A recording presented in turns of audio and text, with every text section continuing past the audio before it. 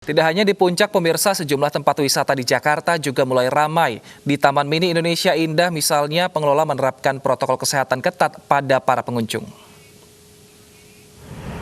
Pada akhir pekan, jumlah pengunjung meningkat, terlebih setelah aturan PSBB dilonggarkan. Untuk itu, protokol kesehatan di Taman Mini Indonesia Indah diberlakukan dengan ketat. Selain pemeriksaan suhu tubuh, pengunjung juga diwajibkan menggunakan masker. Petugas berkeliling secara rutin untuk mengingatkan pengunjung agar selalu mematuhi protokol kesehatan yang berlaku.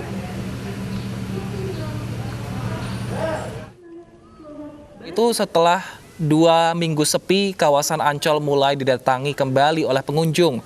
Warga menghabiskan waktu untuk bersantai dan berolahraga di sepanjang pantai. Jam operasional Ancol diperpanjang dari pukul 6 pagi hingga pukul 10 malam. Nah, sebagai antisipasi penyebaran corona, Ancol membatasi pengunjung maksimal 25% dan menerapkan protokol kesehatan ketat pada para pengunjung.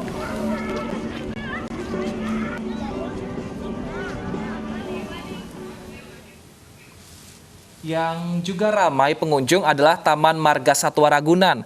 Tak hanya berwisata, kebanyakan pengunjung juga berolahraga di sana. Nah, pengunjung ini diizinkan untuk membawa masuk sepeda mereka ke kawasan Kebun Binatang Ragunan. Sesuai kebijakan Pemprov DKI Jakarta di masa PSBB transisi, Taman Marga Satwa Ragunan membatasi 25% kapasitas wisatawan perharinya. Pengunjung juga diwajibkan melakukan pendaftaran online 1 hari sebelum kunjungan. Selain pembatasan kuota, pengunjung juga dilarang membawa anak di bawah usia 9 tahun. Warga berusia di atas 60 tahun dan juga ibu hamil juga belum diperkenankan masuk ke Taman Marga Satwa Ragunan.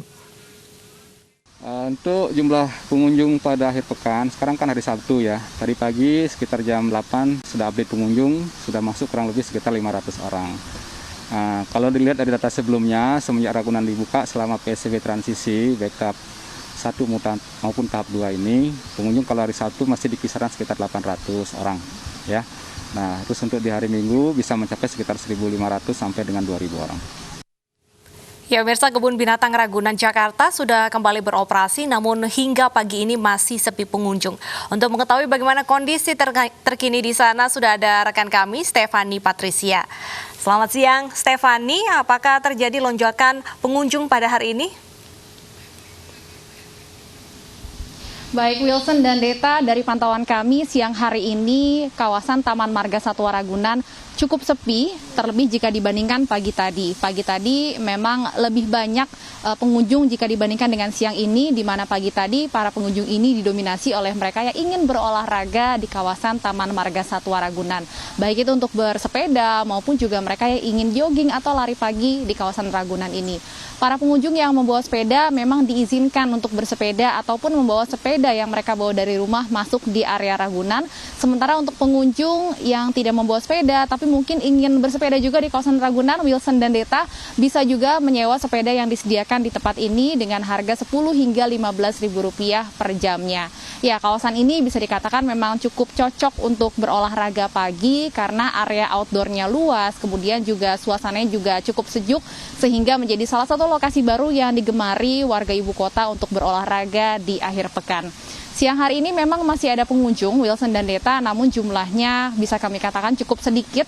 Dan ini tentunya juga terkait dengan adanya pembatasan kapasitas maksimal di masa PSBB transisi ini. Sesuai kebijakan Pemprov, seluruh objek wisata hanya boleh dikunjungi 25% kapasitas perharinya. Untuk di Ragunan ini artinya maksimal kapasitas adalah 2.000 pengunjung perharinya.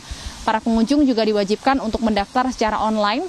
Pendaftaran online ini bisa Anda temukan linknya di media sosial atau Instagram dari Ragunan, di mana pada saat mendaftar online Anda akan diminta untuk memasukkan nama dan juga mengupload foto KTP. Ini tujuannya salah satunya adalah untuk contact tracing jika terjadi sesuatu.